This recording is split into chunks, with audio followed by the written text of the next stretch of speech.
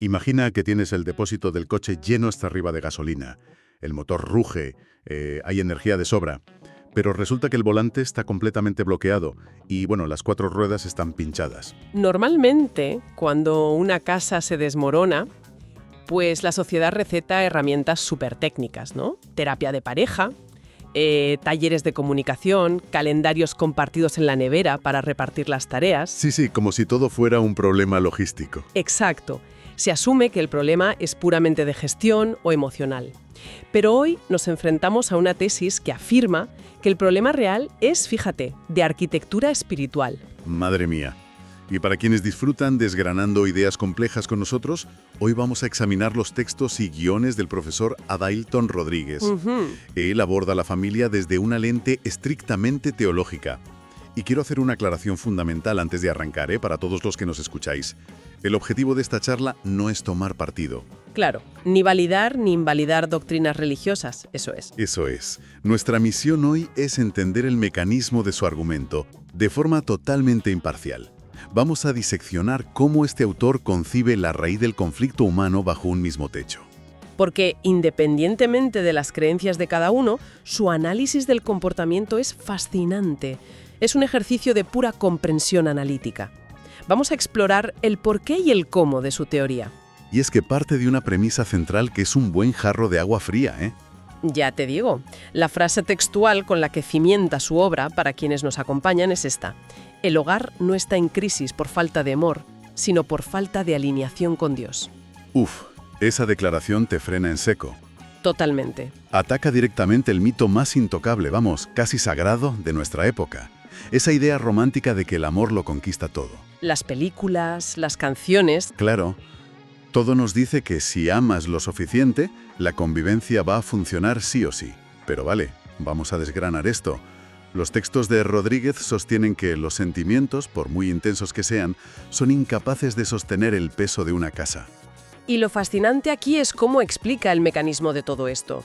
El texto hace una distinción, yo diría que casi quirúrgica, entre tener un sentimiento y saber gobernar ese sentimiento.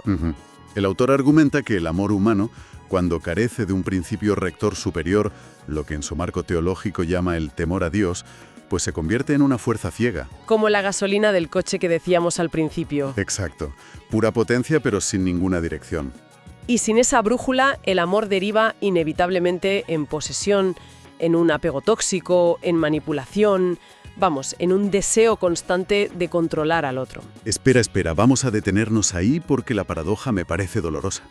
¿Cómo explican las fuentes que alguien pueda amar profundamente a su familia y al mismo tiempo destruir el ambiente de su propia casa? Es muy fuerte, sí. O sea, ¿cómo se pasa del afecto a la toxicidad pura y dura en un martes cualquiera? Pues el catalizador de esa destrucción, según el texto, es el ego humano.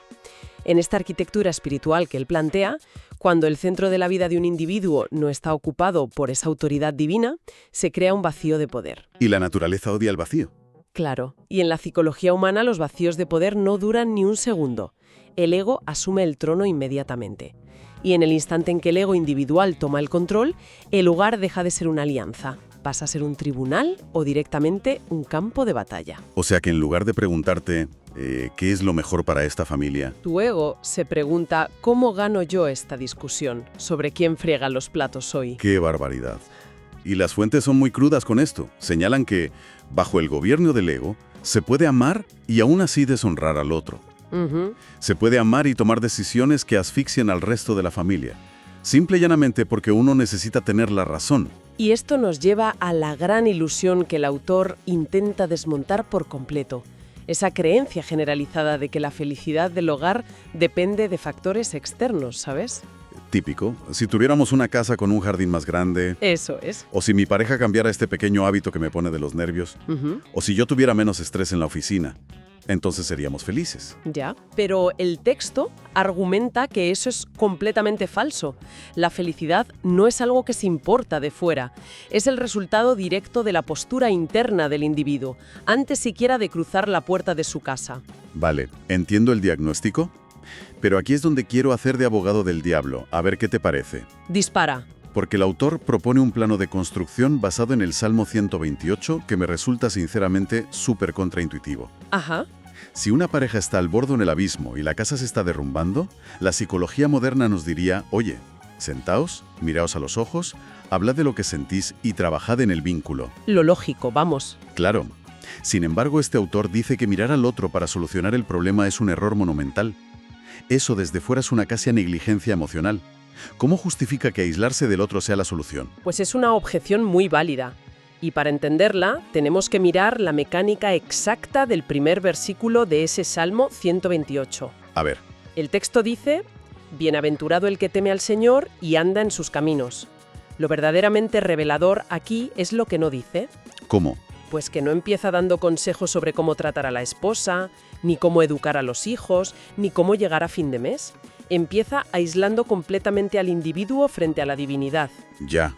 Pero ¿no fomenta eso precisamente el individualismo que, en teoría, está destruyendo la convivencia hoy en día? Parecería que sí a simple vista, pero el mecanismo es justo el opuesto. En este contexto, el concepto de temor a Dios no significa vivir aterrorizado escondido debajo de la cama. Vale, menos mal. Funciona como un límite estructural, ¿sabes? Es un techo inquebrantable para el orgullo humano. Es el mecanismo psicológico y espiritual que obliga a una persona a admitir algo clave. Mi ego no tiene la última palabra aquí. Uf, qué difícil es eso a veces. Ya te digo. El autor extrae una secuencia inalterable de todo esto. El paso 1 es someter el ego a ese principio superior. El paso 2 es alinear tus acciones diarias con ese principio. Y el paso 3, y solo como consecuencia, es cuando aparece la paz en el entorno. Ah, vale, entiendo. O sea que es un orden de operaciones súper estricto. Básicamente, el hogar es en realidad un subproducto. No es la fábrica donde construyes la paz de cero. Exacto. Es más bien el escaparate donde se muestra si esa paz ya existe dentro de ti. Precisamente, la armonía familiar es un efecto secundario de la alineación individual. Y el problema de nuestra sociedad, según expone el texto, es que la gente busca atajos que matemáticamente no existen. Queremos la vía rápida para todo. Claro. Quieren el resultado final sin aplicar la fórmula. Quieren tener una paz maravillosa en el salón de casa sin someter su soberbia. O exigen respeto absoluto sin estar dispuestos a doblegar su propio orgullo. En resumen, que quieren curar el síntoma ignorando por completo la enfermedad subyacente. Eso es. Y claro, intentar arreglar la comunicación externa sin tocar ese ego gigante que tenemos es como ponerle una tirita a una hemorragia interna. Un desgaste tremendo. Totalmente inútil a largo plazo. Y aquí es donde se pone realmente interesante la cosa, porque nos lleva a cómo se ve esto en la práctica. La teoría está muy bien, pero un martes a las 8 de la tarde, cuando todos llegan reventados a casa, la película cambia. Vaya si cambia. Hay una analogía que me parece brutal. El hogar funciona como una de esas esponjas gigantes, o como el papel tornasol de los experimentos de química. Qué buena imagen. Da igual de qué color intentes pintarlo por fuera para que quede bonito. En cuanto toca el líquido, revela sin filtros tu verdadero nivel de acidez. El hogar absorbe y muestra el clima real del alma de los que viven ahí. Si conectamos esto con el panorama general, el autor entrelaza este concepto con otro texto fundacional, el Salmo 127, que lanza una advertencia muy clara. Si el Señor no edifica la casa, en vano trabajan los que la edifican. O sea, esfuerzo inútil. Claro, la tesis es que esa desorientación interna, esa batalla campal de egos, la puedes mantener súper bien oculta en la oficina o detrás de unas fotos perfectas en redes sociales. Pero en el salón de casa, ahí se vuelve inevitablemente visible. No te puedes poner la máscara en pijama, vamos. Y las fuentes exponen unas verdades muy incómodas sobre cómo esta falta de alineación, esta acidez interna de la que hablábamos, lo tiñe absolutamente todo. Hablan de cómo la amargura personal se filtra en el tono de voz más tonto del día a día, o cómo el orgullo no resuelto se convierte en una convivencia súper áspera, donde todo, absolutamente todo, es una crítica. ¡Qué agotador! O como la impulsividad de un padre o una madre acaba manifestándose casi como un látigo en la educación de los hijos. Y ojo, no es que la persona se levante de la cama diciendo «hoy voy a ser el villano de mi casa». No, que va, en absoluto. Es simplemente que no hay un gobierno superior que frene esas pulsiones tan básicas. Y el texto describe síntomas físicos, síntomas tangibles de esta enfermedad. ¿Cómo cuáles? Pues el ejemplo más poderoso que utiliza es el de la mesa del comedor. En su diseño original, que se describe en el versículo 3 de este salmo, la mesa es el epicentro absoluto de la comunión. Ajá. Los hijos son descritos ahí como brotes de olivo. En la antigüedad, sentarse a la mesa era el acto definitivo de encuentro, de vulnerabilidad y de presencia compartida. Ya, pero cuando el ego está al mando y no hay alineación ninguna, esa misma mesa se transforma en un campo minado. Totalmente. Las fuentes hablan textualmente de un silencio hostil. Y creo que todos los que nos escuchan en algún momento han presenciado o han vivido eso, ¿verdad? Sí, esa tensión que se puede cortar con un cuchillo. Esa cena donde todos están mirando sus platos o el móvil, masticando súper despacio, deseando terminar ya para poder encerrarse en sus habitaciones y no verse más. Es la desintegración total del refugio. La autoridad de los padres, que en su estado puro debería servir para dar seguridad, para blindar y proteger al núcleo de la familia, pues se pervierte. Pasa a ser una herramienta que sofoca, claro. Exacto. La simple presencia de uno de los miembros, en lugar de generar ese alivio típico de «ay, por fin estás en casa», comienza a intimidar. El ambiente se vuelve súper denso porque cualquier mínimo error Un vaso de agua derramado. o una mala nota en el colegio se convierte automáticamente en un juicio sumarísimo. Claro, porque cuando todo el mundo quiere tener la razón por encima de todo, nadie puede permitirse el lujo de ser vulnerable. Imposible. Conviven, pagan las facturas a medias, cumplen con las agendas de los niños. Pero por dentro están absoluta y profundamente exhaustos. Están exhaustos, porque sostener una fachada consume una cantidad de energía monumental. Y aquí, fíjate, es donde el análisis da un giro hacia el futuro, que es francamente la parte más contundente de todo este material. Sí, entonces, ¿qué significa todo esto a largo plazo? Hay una cita de las fuentes que, madre mía, se te queda grabada a fuego. Lo que no se trata en el presente suele visitar el futuro. Uf, Me parece una advertencia aterradora para cualquiera. No estamos hablando de que el martes tuvisteis una bronca tonta porque alguien tuvo un mal día en la oficina. ¿qué va? Estamos hablando de que la falta de alineación crea un ecosistema que literalmente se hereda. Pero, a ver, ¿cómo funciona exactamente esa transmisión? ¿Cómo pasa el marrón de una generación a otra, según este marco teórico? Pues esto plantea una pregunta importante. El mecanismo de transmisión no es genético, es atmosférico y psicológico.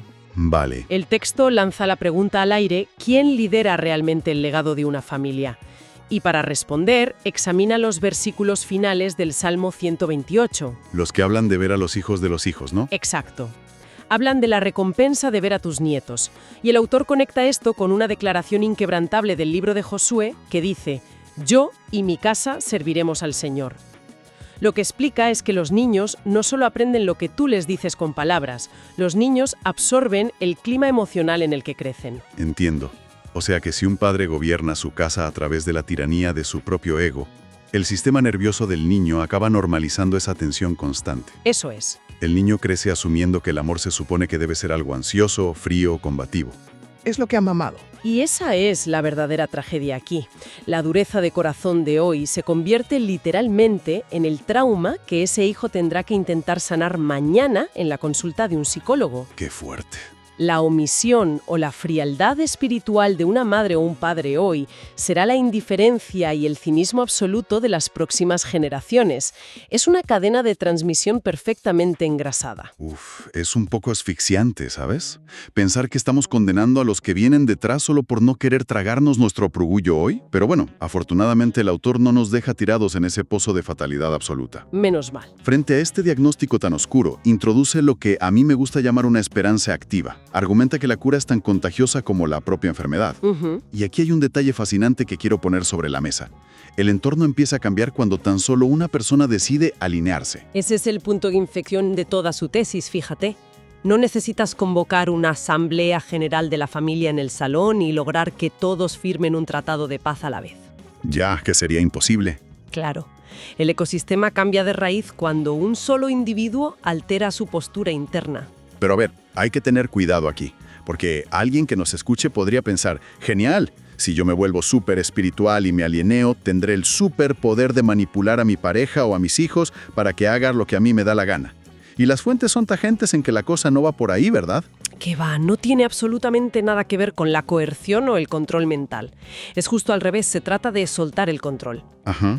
El mecanismo funciona porque al rendir tu propio ego, tú dejas de ser una fuente activa de hostilidad en esa casa.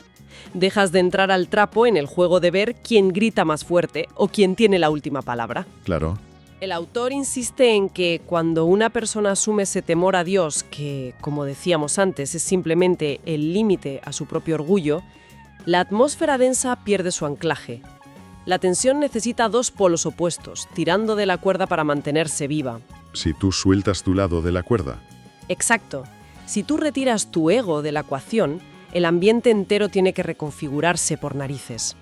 Me parece brillante cómo el autor localiza, digamos, el kilómetro cero de esta sanación. Insiste en que la verdadera restauración de un hogar no empieza en el sofá del salón, forzando una de esas charlas súper tensas de «Oye, tenemos que hablar de lo nuestro». ¡Qué momento más incómodo siempre! Ya te digo. Pero no empieza ahí. Comienza en lo que él llama el altar del corazón. Habla de un proceso de quebrantamiento personal. Y a ver, para que nos entendamos y bajemos esto un poco a la tierra para nuestra audiencia. Sí, por favor. Constantemente por todo, a soltar esa armadura pesada y asumir, de una vez, la responsabilidad frente a tus propios valores. Es un cambio de paradigma radical respecto a cómo solemos actuar en sociedad. La reacción instintiva humana es siempre mirar al otro y exigirle, bueno, ¿y tú cuándo vas a cambiar esto que haces mal? Totalmente. Echando balones fuera. Eso es. Pero este enfoque teológico exige mirar hacia adentro primero y preguntar, oye, ¿qué es lo que en mí está fuera de lugar ahora mismo? ¿Qué área de mi vida sigue siendo gobernada por mi propia soberbia? Es duro hacer eso, ¿eh? Muy duro. Pero paradójicamente, al renunciar al poder del ego, es cuando se adquiere la única fuerza real capaz de reconstruir los cimientos de cualquier convivencia. Bueno, pues para ir agrupando todas estas ideas y extraer el jugo de lo que hemos analizado a fondo hoy, el argumento central de las fuentes, esa tesis que desmonta nuestros clichés más modernos, es que el amor humano, ¿Esa gasolina tan potente? sí, esa gasolina bien intencionada, es trágicamente insuficiente para sostener un hogar si no existe un volante que funcione, un principio rector que le dé dirección real.